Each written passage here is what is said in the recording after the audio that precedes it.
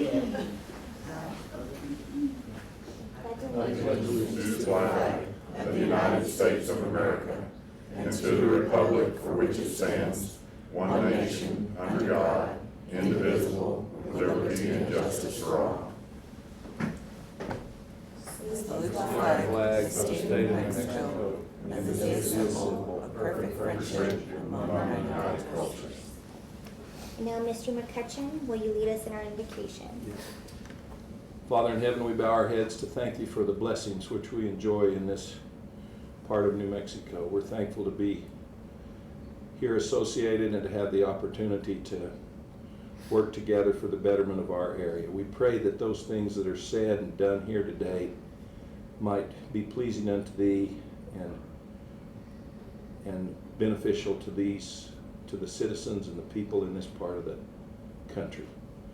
We're thankful for the rain which thou hast sent and ask that thou would send some more. We say these things in the name of Jesus Christ. Amen. Amen.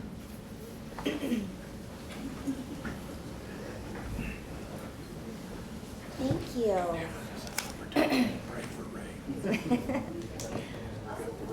All right. We'll go ahead and get started with any public comments.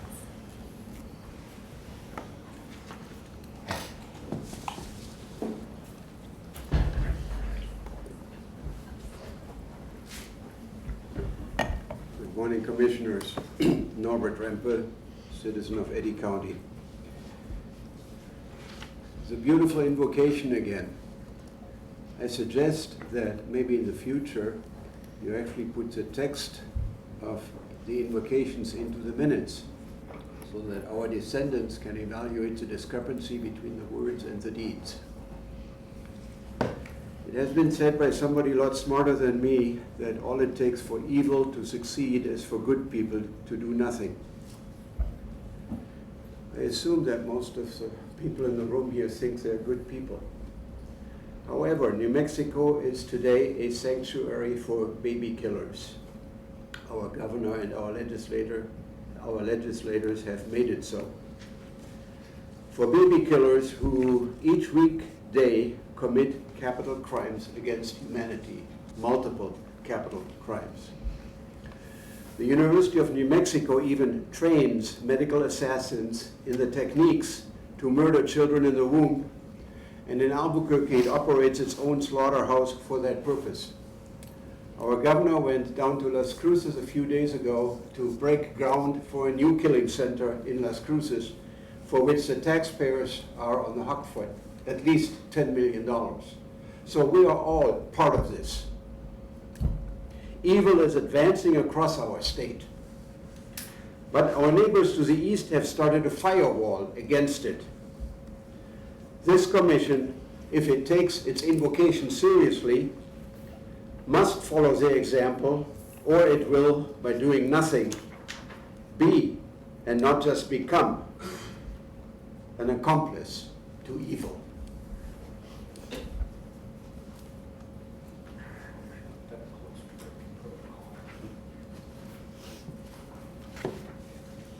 Any other public comments?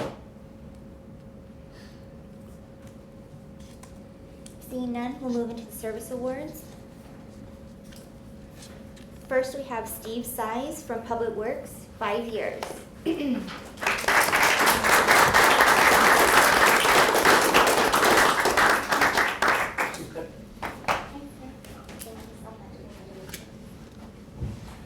in front, One, two.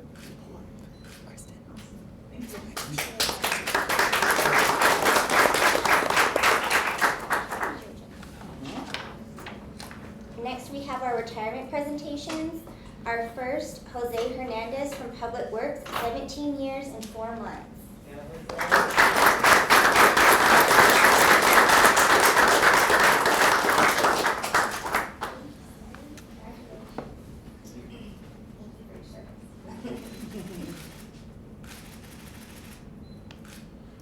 Thank you.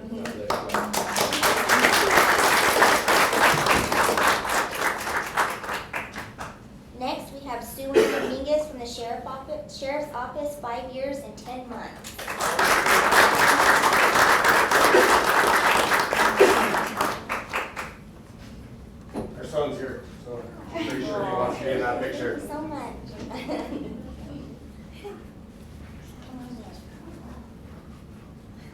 If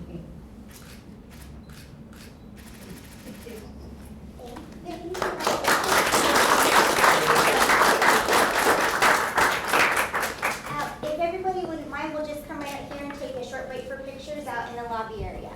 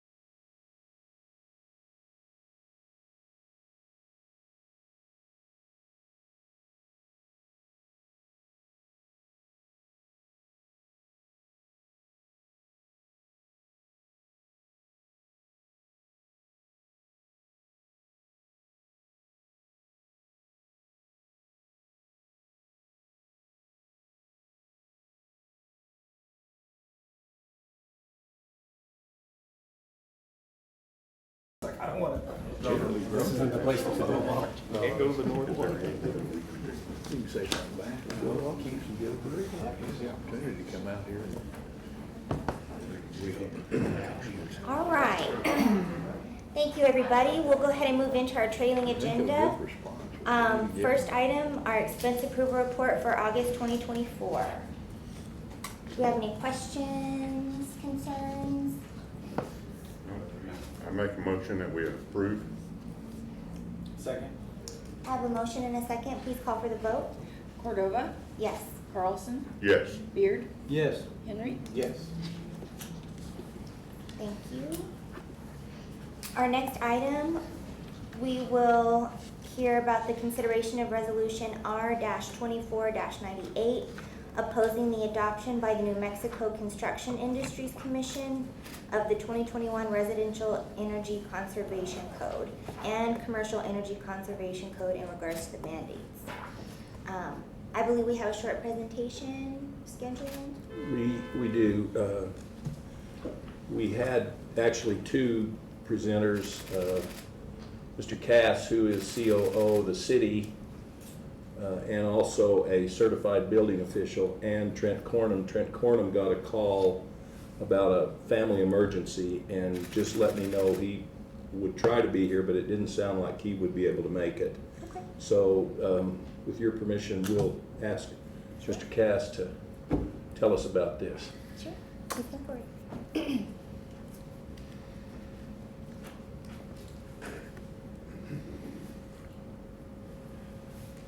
Good morning, Chairman, Commissioners.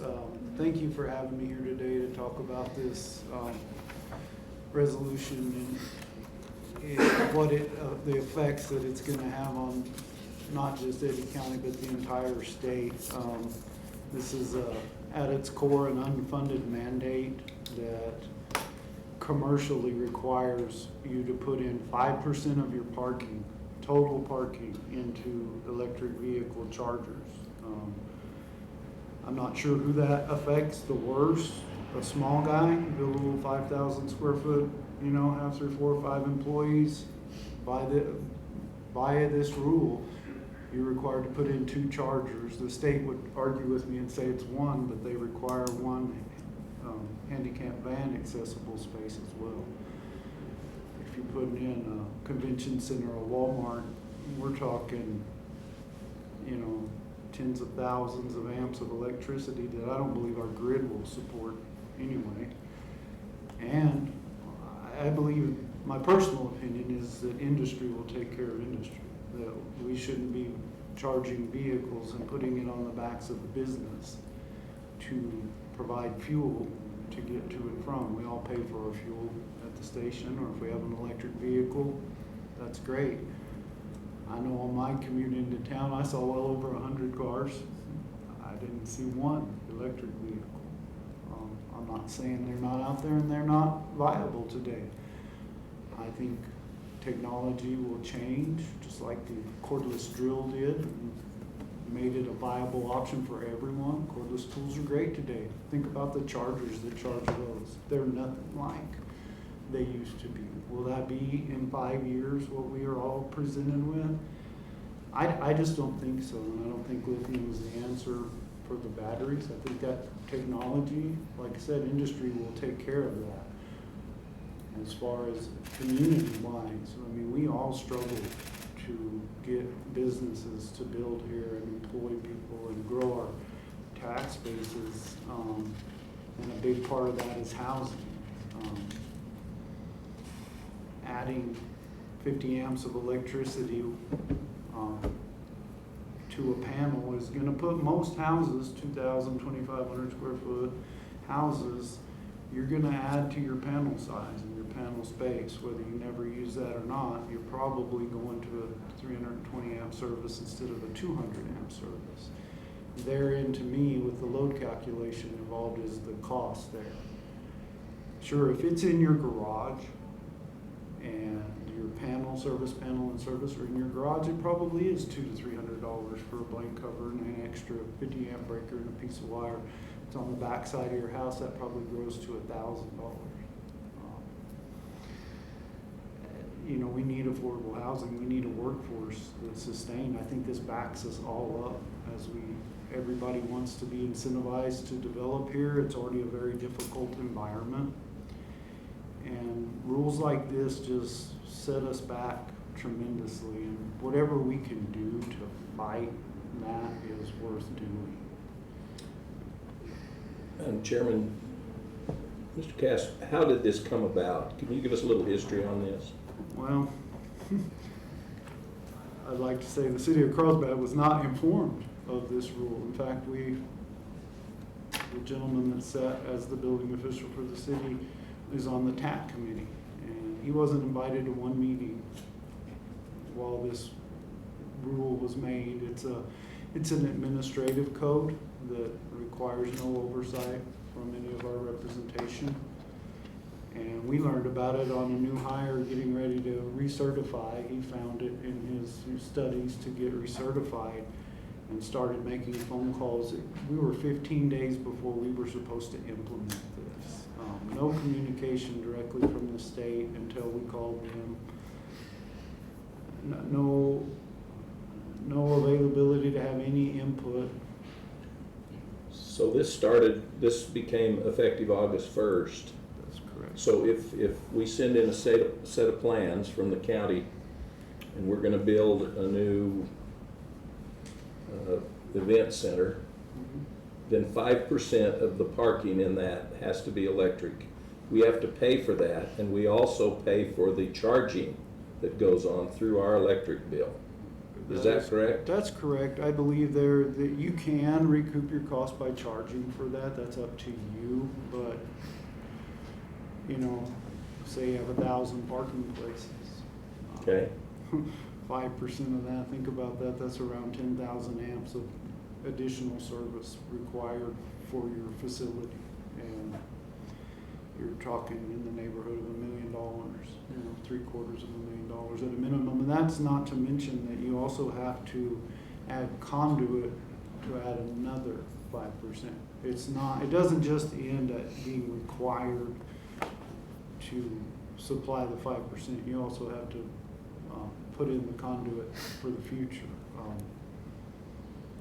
I don't know, it just. That would have an effect on our new administration and detention center also. Yes, sir. Absolutely. That's crazy.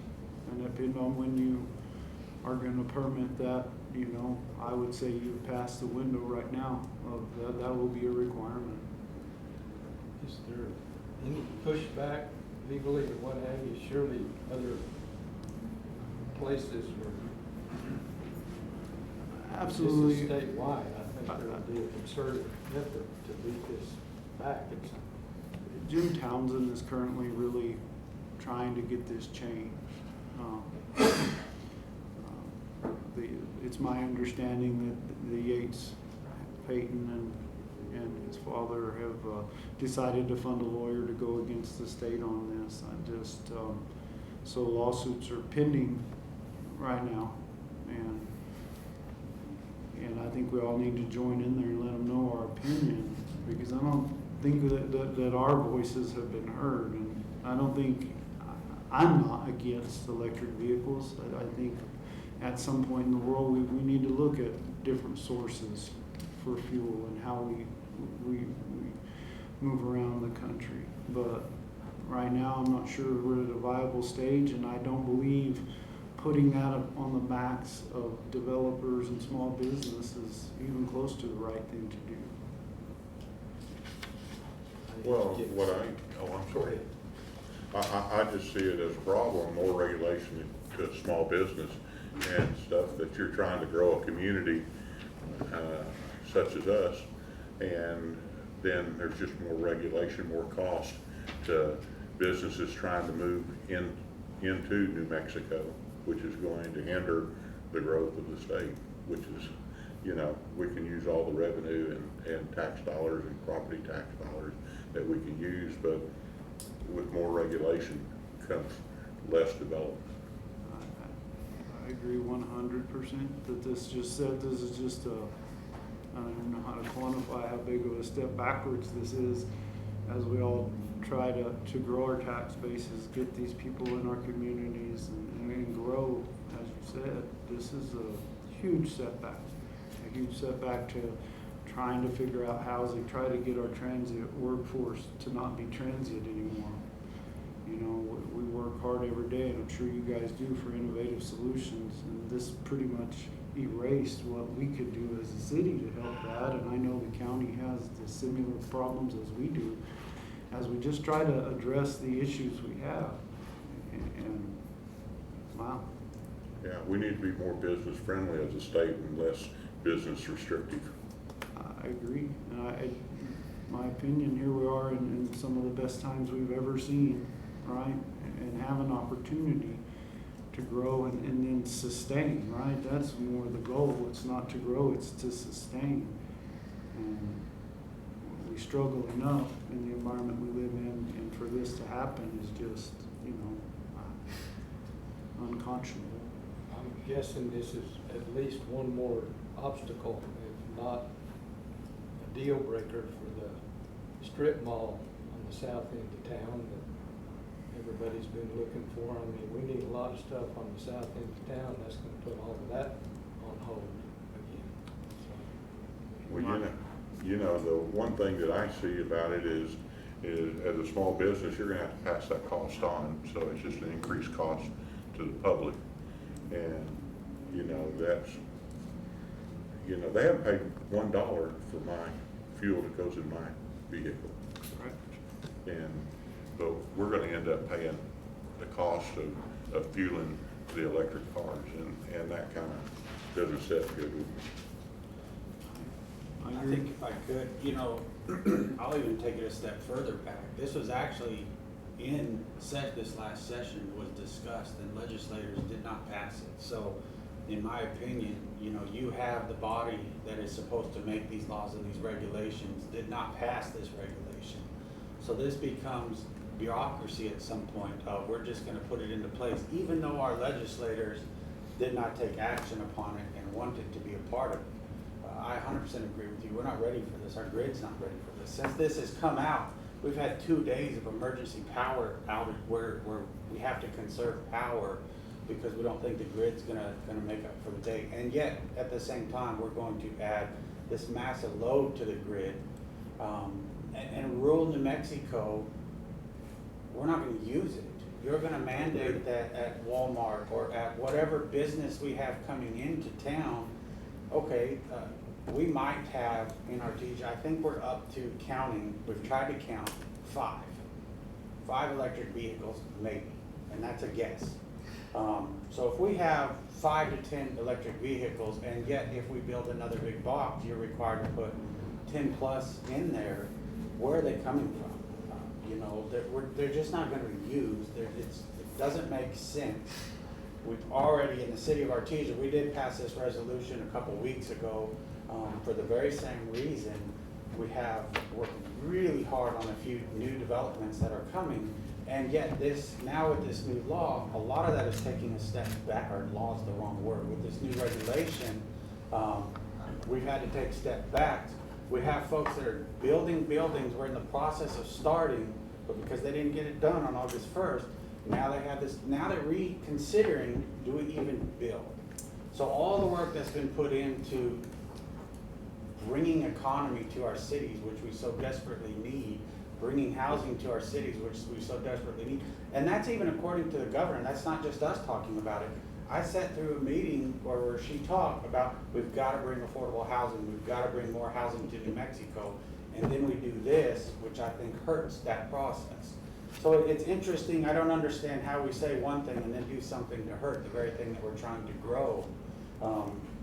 I have a real issue with it. I have a real issue that we're gonna go around legislators once again to say, your opinion doesn't matter, we're gonna do it anyways.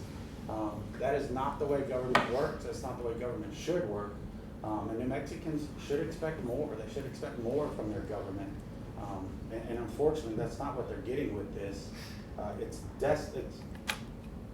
the impact just to our city of Artesia, and I'm sure y'all are in the same boat. At the moment is I'm not gonna say devastating, we can get around everything, but it's a huge barrier that we've already got so many in front of us to get around. Now this is something more that we have to add to it. And it's very disappointing that we think this is the route to take and not properly go through what should be done, which is go through the legislators, let them make the decision, let them form a bill that might work for everybody. And to your point, I've never seen anyone else, that's the wrong statement. Government should not be forcing upon people. That's right. You're right. If I want to put in a big box store or a new restaurant or a new fill in the blank, and I want to put charging stations in, that should be a choice I make and a service that I want to make to my customers. It should not be forced upon me to do something that doesn't fit whatever business model I have. So just super disappointed in the way this came about. It's terrible. I would agree, and I think administrative codes across the board, I hope this will shine a light on how that happens. You know, we've all seen, the state land office do similar things that affect us, and have, they've been stricken down though. They've been taken to task at the Supreme Court, and even in New Mexico it was overturned. I think it highlights what's wrong with the administrative code.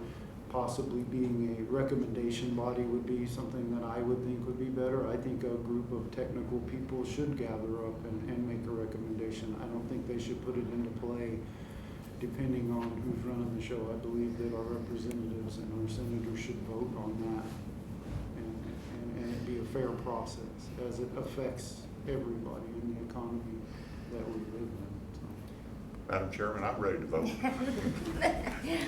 Well, Senator Hughes, I make a motion that we adopt a resolution opposing the adoption of the Mexico Construction Industries Commission of 2021 Residential Energy Conservation Code and 2021 Commercial Energy Conservation Code in regards to the mandate within each code for certain electrical vehicles infrastructure for residential and commercial development. Okay. Second. Have a motion and a second. Please call for the vote. Cordova, Yes. Carlson, Yes. Beard, Yes. Henry? Yes. Thank you, Mr. Thank you. Cat. Appreciate it. Thank you, Casey. Hope you all have a great day. Thank you for having me. Thank you for coming. All right, next item, we have approved the safety net care pool certification of public funds for fiscal year 24-25 from Ms. Ryan. Good morning, Commissioners. Good morning. So today I come before you guys to see if we can approve the recertification of the safety net care pool fund that we do each quarter. Is this, has like the amount changed or? It changes every year, yeah. Are we seeing an increase like every year? Yes. All right. It's a slight increase, but yes, each year it seems to go up, depending on how oil and gas and I think it's the taxations or something. Okay, any questions? I make a motion to approve safety net care pool certification Second. first quarter. Have a motion and a second, please call for the vote. Cordova? Yes. Carlson? Yes. Beard? Yes. Henry? Yes. Thank you so much, appreciate it. All right, next item, treasurer office manager, new position, Miss Lori Pruitt.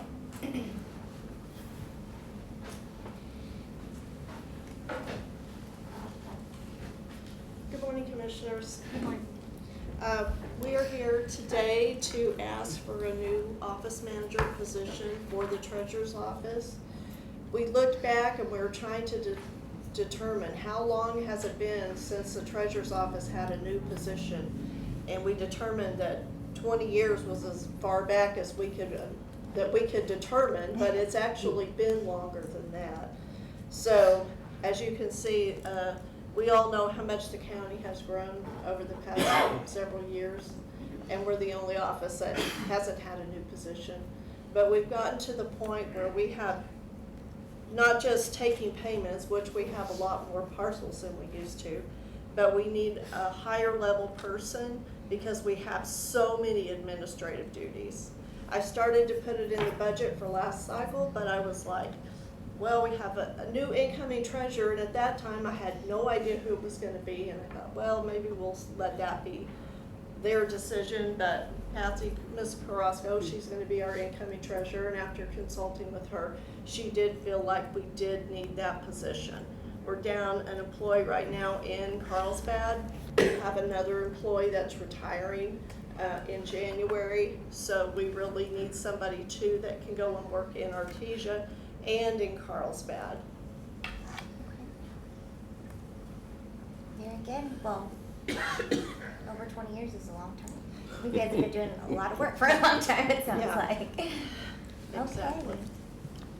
Well, any questions, any comments? I mean, I've been in this building here at the admin building for over 15 years, and that's the one department that hasn't got additional staff. And we have grown a lot. Sure. I can imagine, I think that we support giving you the tools that you need, to do the job, so. With that, we have a motion? So moved. Second. All right, have a motion and a second, please call for the vote. Cordova? Yes. Carlson? Yes. Beard? Yes. Henry? Yes. Thank you. Thank you. Next item, replacement of patrol vehicle, a 2018 Dodge Charger from Mr. Sheriff. Chairwoman, Commissioners, how are you? Good, how about you? Good. We're just here, we had a vehicle that was involved in a crash last year. This is just for the replacement cost minus what, the appraisal is from the insurance. So that's all we're asking so that we can get these vehicles ordered. There'll be this one and then there'll be another one that'll follow as well. So these two are the ones that are out of service? Yes, sir. Okay. So, this one is for the 2018 Charger. Can we just put them together and vote on them one time? You can do that, sure. Yeah.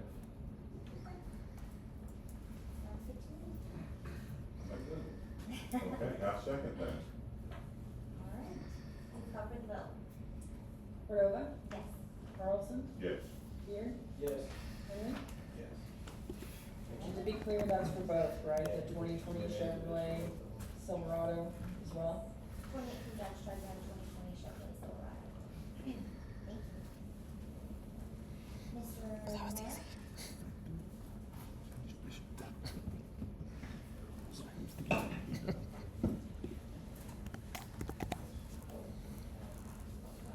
Perfect.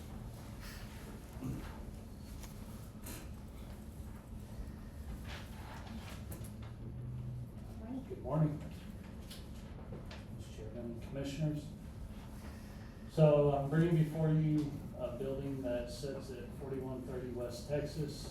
This is the pre-existing station in the Happy Valley area. When the new one was built, construction, I believe, started in 2012, was completed around 2014, 2015. The department moved over there. The intent that I gathered from the history was that this building was supposed to go away then. Through administration, it was deemed to be repurposed as an annex building.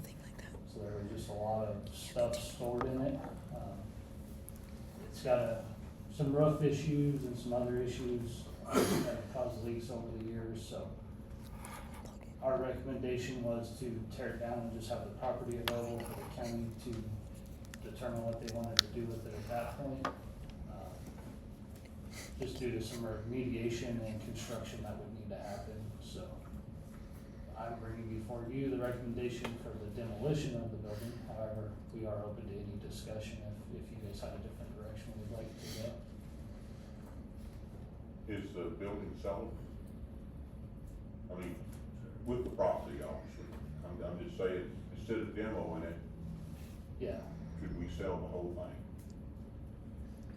I'm gonna kind of look to you because Yeah, I mean, it might be, have some value, but yeah, I think the impetus to tear it down is of its location.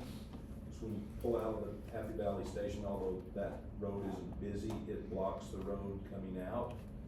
But, it's been working fine for several years.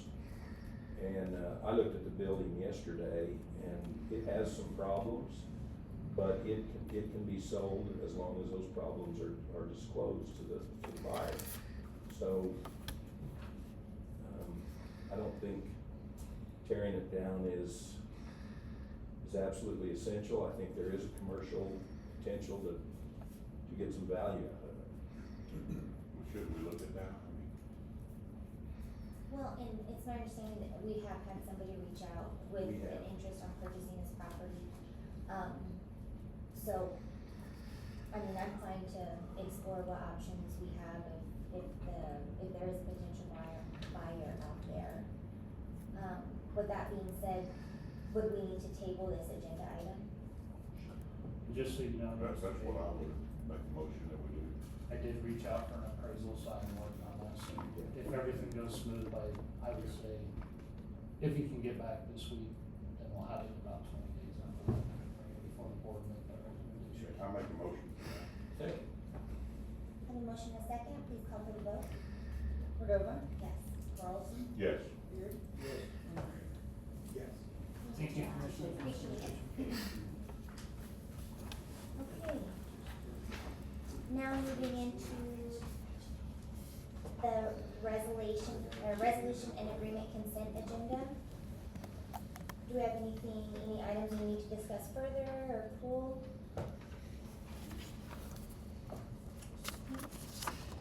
I make a recommendation to approve resolution and agreement consent agenda as presented. Second. Okay, motion and second, please call for the vote. Cordova, Yes. Carlson, Yes. Beard, Yes. Henry. Yes. Thank you. Now moving into the travel request consent agenda. Anything we need to discuss further? Do you have a motion to approve? I'll make a motion to approve travel request consent agenda as presented. Second. Thank you. A motion and second, please call for the vote.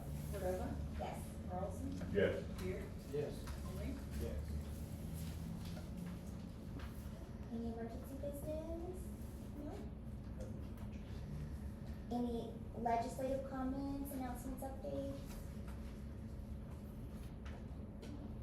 All right, we'll move Let in. me, can I ask a question here about legislature? We talked about, this resolution and how, they circumvented what the legislature refused to enact by executive order.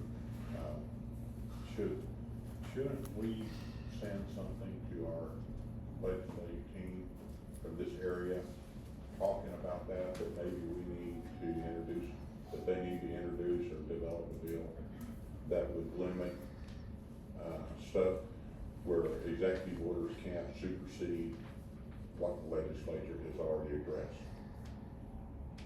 Yes, we can do that. We could actually use this, Madam Chairman, we could actually use this resolution as an attachment, draft a letter to all of our legislators, upcoming legislators. What do you guys think about that? I mean, it's just not right, it's not constitutionally legal for the legislature to address something, and because the executive doesn't like what was the outcome, they just issue an executive order. That's just BS. Well, and if I might, Mr. Chairman and Commissioner, recently the Supreme Court overturned the Chevron doctrine, which was the impetus for government issuing these mandates out of the legislative side. And so there's not as much standing to do this type of thing as there was in the past. So maybe the time is right to limit some authority there. Yeah, because what happens is the Constitution mandates 3 branches of government. 2 of those branches are entitled to introduce law. The other one is mandated to carry out those bills that are legislated by the other 2 branches. And when the executive branch starts mandating and superseding that, what's been put in place by the other 2 branches, then that's gotta be a violation of our Constitution, whether it's a state constitution or a federal. Well, we also have the example of the 4-day school that was tried to implement afterwards and was actually struck down in the Supreme Court recently, right? So, same thing, the legislators didn't take action on it, and yet, so that's something that happened right here, easy to look at. Got 2 good examples. So I'd like to see us do something. We'll draft something for your consideration. Is that fair? Should we do that?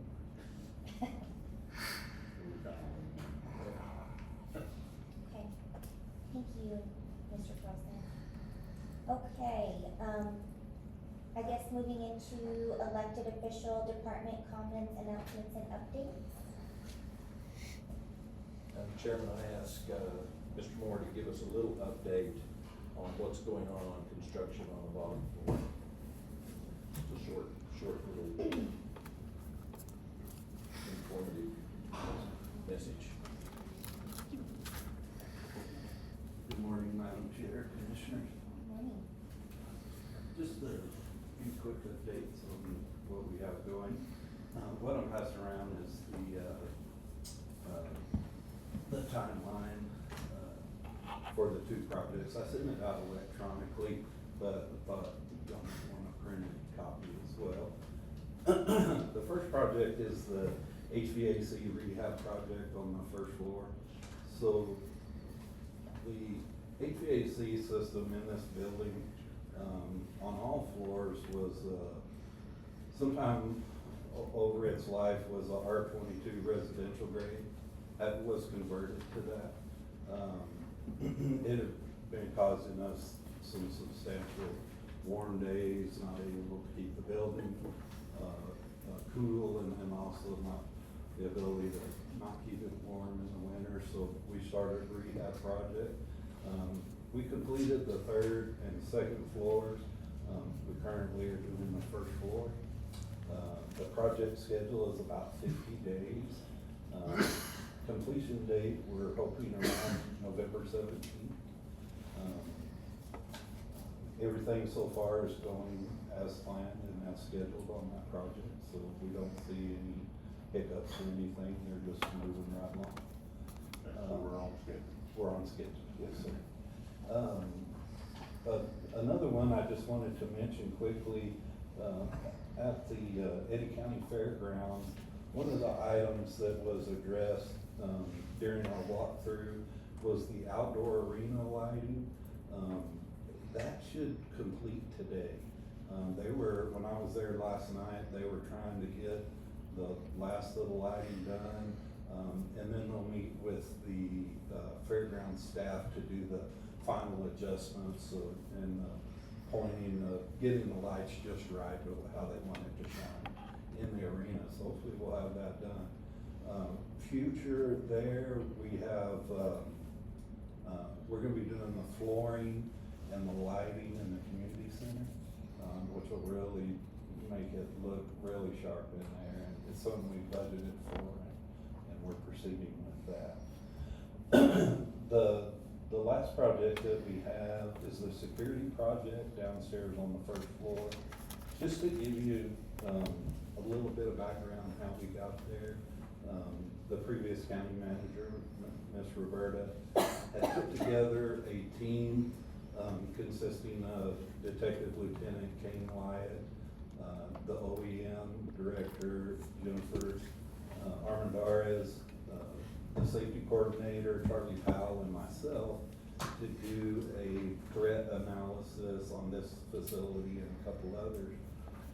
We met, came up with some ideas, presented those ideas, and then we're given the okay to proceed. And I just wanted to run down with that and getting feedback while we're in. Currently, that project is 45 days turnaround.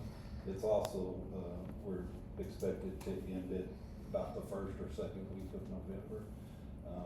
It's currently on time. They're doing the mill work. They have demoed the current planter that was there, and that's where we were gonna place a receiving area.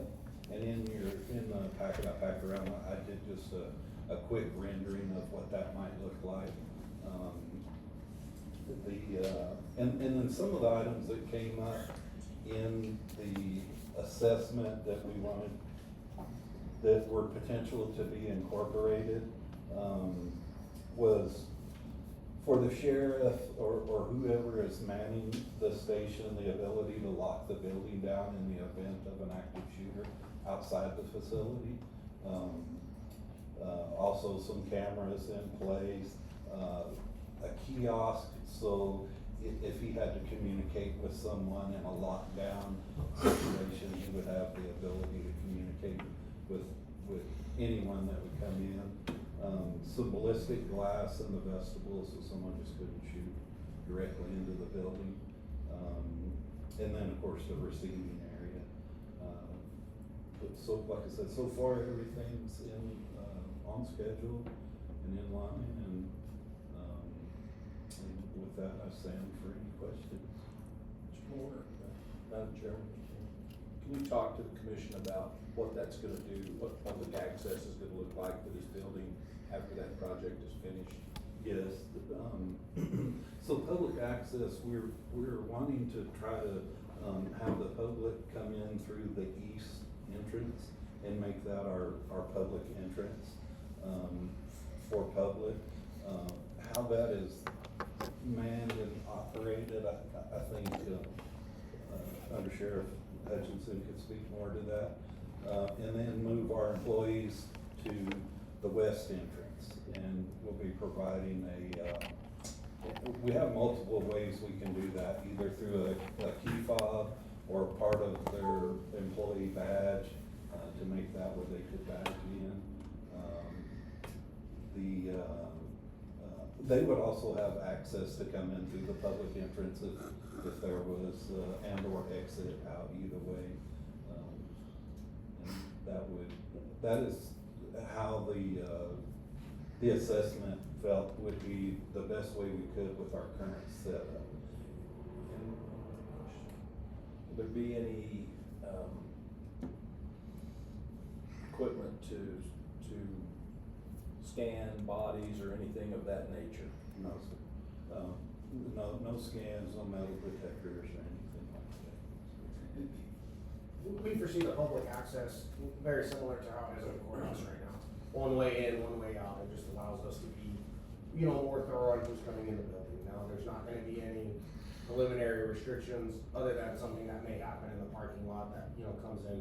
But that'll be for the deputy to decide, given, that particular stance.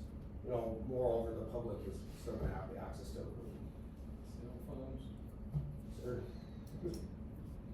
Well, I appreciate this. I mean, I spoke to Roberta and Jason and, several individuals. I think it's important that employees feel safe here. And it's unfortunate we have to have these conversations and these plans, but let's be honest, we have a lot of foot traffic and stuff right here too. So I think it's long overdue in many ways that we have this type of a safety setup. So I appreciate the work on it. And the sheriff's office is prepared at completion. I have the deputy here that following day. Obviously, we'll go through some training with Mr. Moore and how the equipment's gonna operate. But we're prepared then to already transition the deputy over there full time. Sounds good. It will be very similar to what goes on at City Hall. Yes, sir. Somebody with some authority in uniform. But the public is not gonna have to go through body scans, metal detectors. Wonderful. Any other questions? Thank you.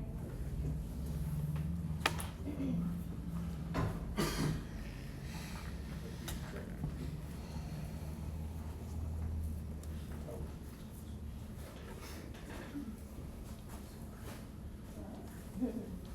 Madam Chairman, Commissioner, in response to your resolution that you previously passed, it is gonna be quite a hindrance on us and our projects that we have coming up. And Mr. Cornum was able to make it, so wanted to get him up here, we'll yield it to him and let him. Thanks, Ms. Words. Madam Chairman, Board, Administration, sorry, had a little medical emergency this morning. Thanks for having me. I wanted to start off, and just thank you guys for the resolution and the importance of it. If you look at our industry, name's Trent Cornum, been a general contractor for roughly 15 years, 5 years in Colorado and 10 years in New Mexico. Call Eddy County, my family's home. It's a great place to live and be. One of the things that, at the state level, that I just want to read here, it says, Clay Bailey, Superintendent of the New Mexico Regulation Licensing Department. I am pleased that the Commission listened to the public's overwhelming support and voted to adopt both residential and commercial energy codes. Nothing against Mr. Bailey, but no one got asked. And I don't know where the overwhelming support came from, but talking to state inspectors, different municipalities, and I've done quite a bit of homework on this, and I found that it's one of those things that was just kind of pushed in and, hey, we're gonna do this and let's see where it falls, and we'll just, we'll just see what happens.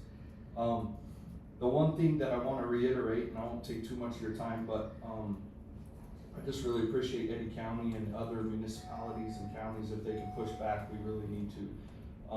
What some people don't realize on the residential side is it's basically required for a 50 amp. So if you wanted a hot tub plug in your house, that's what it would be. Not a huge deal, right? It's just a hot tub plug. You don't have to have a full setup EV charger. But what they're not talking about is where every hot water heater gets set, where every cooktop gets set, there also has to be electrical ran to those appliances. Why is that important? It's important because on a typical 2,500 to 3,000 square foot house, you could run a 200 amp service. Once there's a certain power load that goes to that house, it bumps up to a 400 amp service. A 400 amp service now requires engineered prints, it requires an engineer, it requires, to just, common sense wise, it just requires money. So it's being pushed of, I could put a 50 amp plug into a house that passes for $400, $500. It's just not true. The extra requirements that it's gonna take in engineering, I've had set of prints into engineers for over 6 months, waiting on projects here in Eddy County, waiting to get approved. So it's gonna bottleneck, and in a state and in a county where we talk about affordable housing, in a state and a county where we talk and promote growth and promote housing, we're, you know, the decision makers and the people up top are saying one thing and doing another. Just real quick, some common sense construction. Nobody's gonna argue that above a doorway we need a certain header. No one's gonna argue that concrete needs rebar in it to reinforce it. There's certain things that our inspectors come out and they're gonna do, but what our inspectors don't do is they're not gonna come out and say, Trent, I don't like that brown tile, you have to use white tile in this house. Trent, I don't like that paint color, you gotta use this paint color. That's essentially what they're doing. The rules are in place when it comes to, if the rules are in place when it comes to life safety issue, I don't think anyone's gonna argue. EV chargers are not a life safety issue. With 7,500, with, 750,000 roughly registered vehicles in the state of New Mexico, and we have roughly 7,100 EV vehicles, 0.08 I think is what the state put out. So it says, Mr. McCutcheon, you want to build a house, you have to have an EV charger. Mr. Henry, you want to put up a commercial building, you have to have 5% of your spaces. This is an undue cost that we need to push back. I don't know how as a county or how as a commission, but if there's any way I could help or anyone I could speak to push back, we need to. Because again, these are mandates and these are rules, and I don't want to sit here and say rules are meant to be broken, but this one is. And I talked to some senators, and they strongly also recommend that a rule is not a law. And with like-minded people and group of people like yourselves, maybe there's something we can do together. It's in no disrespect, it's easier to write a resolution. It's harder to where that resolution goes and how it's going to perform at the state level. In closing, I appreciate your guys' time. I just really want you to consider, and even as a county and as, especially Eddy County is not Santa Fe, Eddy County is not downtown Albuquerque. I don't think any of us would have a problem with an EV charger in public type areas, and we have some here. In public type areas to facilitate people coming through, I think it makes a lot of sense.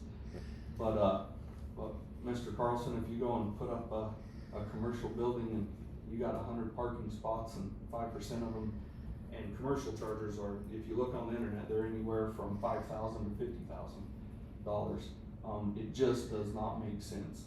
So you guys have more of a voice than I do. If there's anything that you guys can promote at the state level and push back, us as builders and as investors, we would definitely be in debt to you.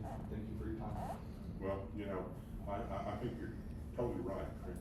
And the thing about it is, you're preaching to the choir. Thank you. So, yeah, we make a trip every year up to the session, and that can be one of our highlights.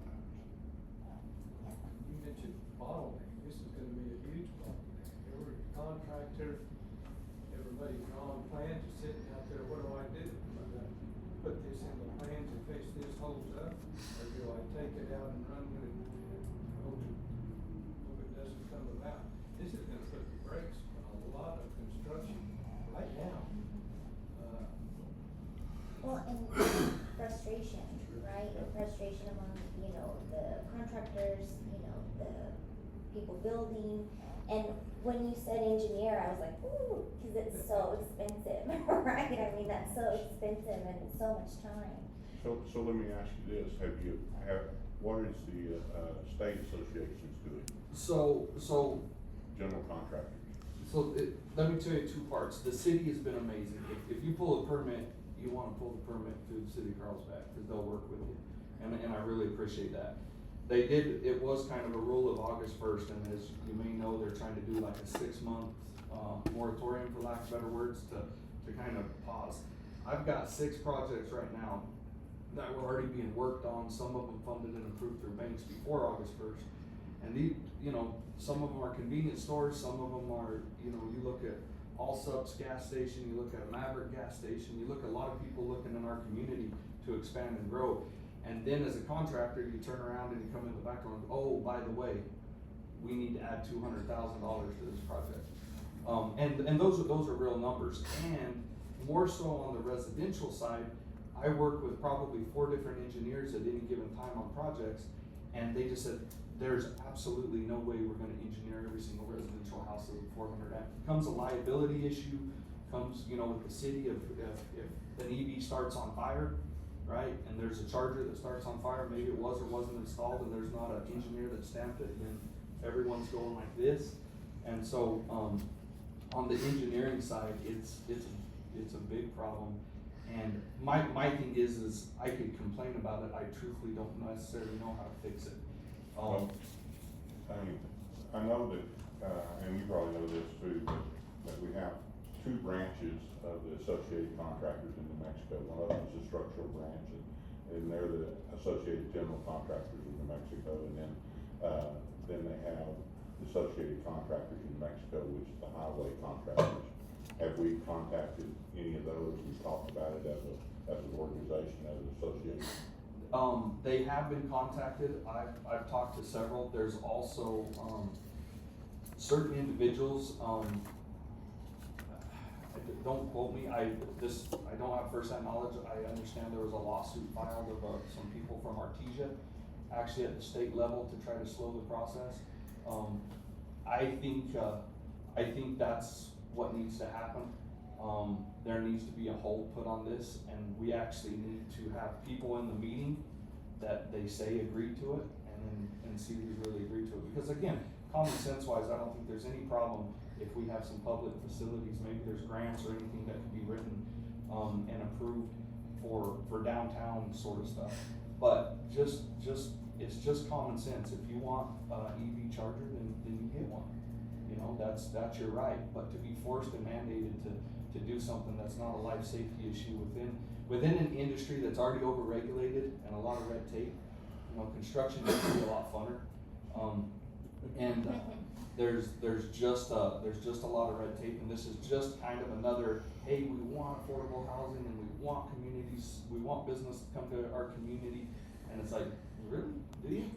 Because this is just one of those things that doesn't pass the smell test, I just think in the associations, the contractor associations in the state of New Mexico, all of them have lobbyists, and so they could help us lobby on something like this too. Yes, sir. So it might be good to contact them. Yeah. I'm sure you're a member. Yeah. Yes, well, and honestly, any phone calls you guys could have would be greatly appreciated, because I would like to just see a hold put on it until something more so than a few group of people making a decision. I fully feel it's a bad decision, but it would be good if there was a lot more people's input that could also have their opinion.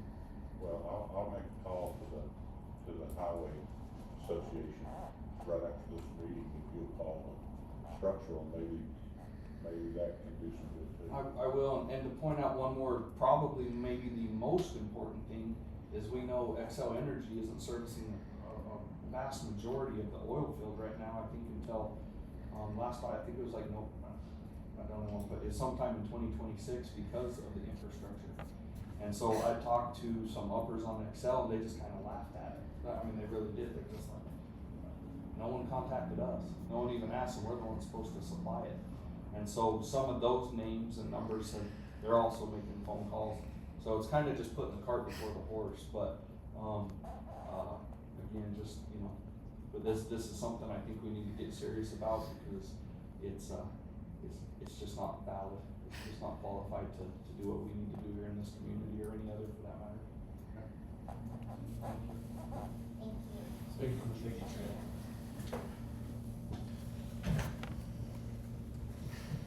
Do we have any other department updates?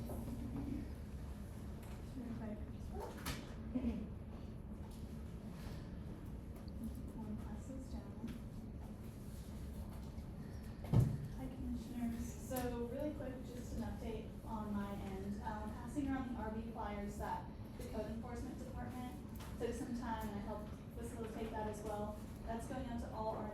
Commissioners, so we're gonna start pushing a lot more information out there. And I did put that in my monthly video as well. I worked with Public Works, Hazer Archer. We went out to the Corrales, completion, and that video has gone over 140,000 plays on Facebook, so we're gaining a lot of traction. On our Facebook, we have gained another 1,000 followers in the last month, and I did help facilitate and coordinate a recruitment video for the Eddy County Detention Center last week, so we're looking forward to seeing that probably in about a month. That'll go on our Facebook and their website as well. And I did attend the state fair for the Gathering of Counties with HR. We gave out probably $2,000 or 2,000 goodies, and that's tote bags, bubbles, everything for the students. So if you looked around at the state fair, everyone was repping Eddy County, which was really awesome. So that's just an update from me. Any questions? Cool. I think it's wonderful. Thank you so much for doing this. I know this has been talked about this stuff for a long time. Getting out into the public. So code enforcement is really going to start pushing a lot more, resolutions, illegal dumping. We're going to start trying to get as much information out there. So they've been really great people, good department to work with. So looking to get as much information out there each month. So thank you guys. Thank you. Okay. Mr. Interim County Manager's comment. Okay. Well, I've been here a couple weeks, and I will tell you, I think the county's in good shape. I think the leadership is doing a good job, and I think the folks who work here, the directors, the elected officials, I'm quite impressed with the county, and very pleased with what I've seen so far. And Savannah is a perfect example of somebody that's just doing a great job, and that's all over the county. So I think we just have to keep on keeping on, and keep moving forward.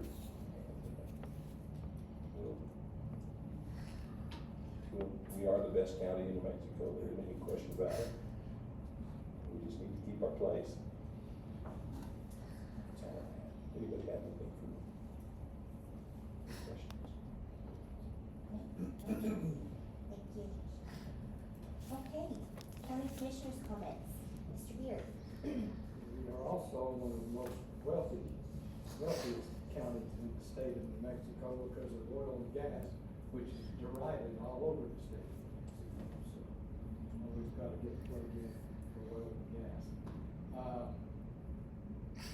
Charging stations, that's the biggest boondoggle.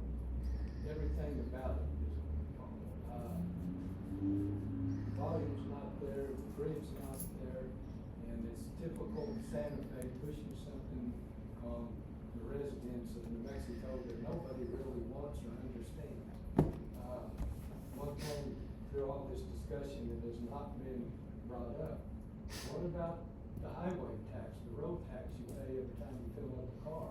So we get all these charging stations in where you charge your vehicles around. The next step's going to be to come back and charge everybody a tax for having that charging station.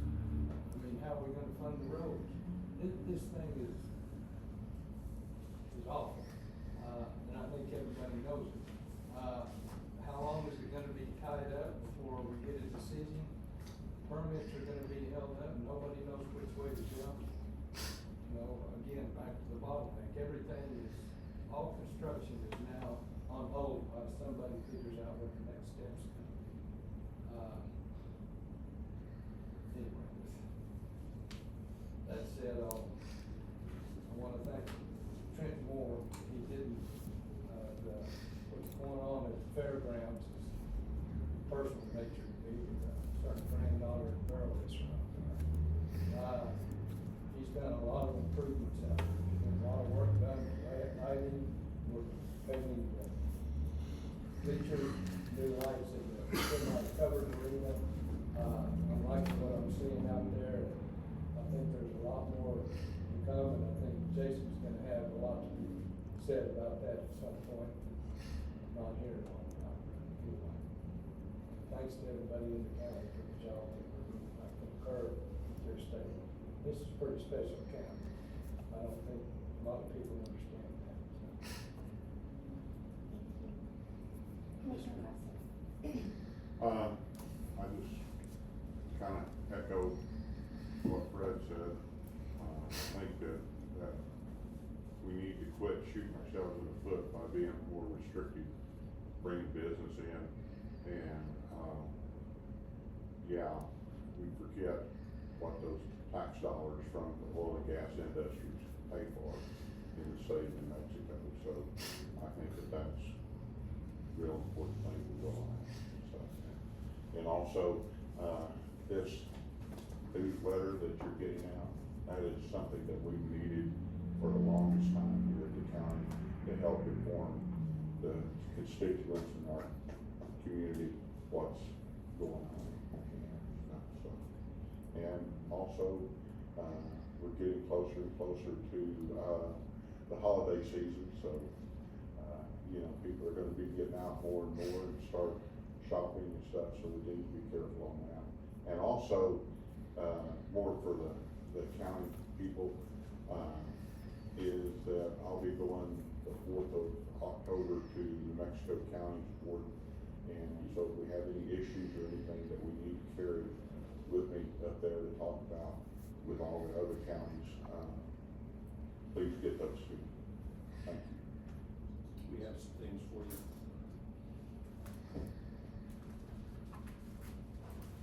I'll be super short, because y'all already covered so much of it, but back to the EVs. You know, it's disappointing when government injects themselves into the private sector. As we all know, if it is such a great idea, the private sector takes care of itself. If it is something that's necessary in the private sector, they will be putting them in. That's just not what's happening. So we look forward to participate in any way we can. Much like everything, you know, we hear so many things of what we're not doing, but there's so much that we are doing. We pass resolutions and then we go fight for these resolutions in so many different ways. Sometimes we're successful and we get things accomplished. Other times the state doesn't listen as much. But I want folks to realize it's not just this resolution we're fighting for. We've passed, I don't know how many resolutions as a county, and every time we take it and fight as hard and far as we can go, and we don't give up that fight. So I don't want folks out there to think this is the only thing we're working on right now, or the only thing that we're passionate about, I guess would be a good word. There's a number of issues that we fight for every day. And I think that's why hopefully y'all have elected us to take that fight on a regular basis. So just because we're talking about EVs today, that's because that's the newest thing that has come out. There's a number of issues that we take, and on a lot of them, I don't think we can wait for the session. There's got to be other ways that we can help move this along or do something to get in front of somebody that'll listen, would be my recommendation. So other than that, as y'all all said, it's that time of year. No one's mentioning sports. Lots of good things happening in sports. I won't mention Artesia's last game. They did really well, but I won't mention much about it. You know, they did win. But other than that, by a lot. And yeah, it's a good game. But no, lots of great stuff in and around our area. And please be mindful, because there are a ton of buses on the highway, no matter what team you're rooting for or anything else. You know, there are a ton of kids traveling every single day almost, somewhere to play a game, to do something. So please keep those kids in your prayers to make sure they safely get to and from where they're going. In those schools, of course, with everything going on. So with that, that's all I got. Thank you. Well, just want to start off by welcoming interim county manager, Mr. McCutcheon. We're happy to have you on board helping us through this time. Thank you to all the employees of the county. Super excited to see what you're doing with all of your public information out there. I'm glad to hear that, you know, Eddy County was represented well at the state fair. I was, in hearing this conversation about this electric vehicle charging station, you know, a couple things stuck out to me is that no one got asked. People that are gonna be boots on the ground, people doing this work, what it's gonna take. I feel like it was snuck in and I don't like that. And then it occurred to me, I follow something in my daily career called the nursing process. And I can apply this to any situation in my life, and I think it speaks to a lot of problem-solving abilities. It's assessment, diagnosis, planning, implementation, and evaluation. And I feel like if you follow those steps, you know, it kind of lays out in front of you what needs to happen and what the right course of action should be. So I'm just sneaking in my little nursing comment of the day. But aside from that, I think that we're on the right track. I think that we are like-minded people in that sense. And, you know, so I look forward to seeing what we could put together, you know, to send up. And aside from that, I just really thank every employee that works for the county, the hard work that they put in, the work that's seen and that is not seen. We just value you and we appreciate you, and we're just here if anybody has any comments about anything. So aside from that, that's all I have. Thank you.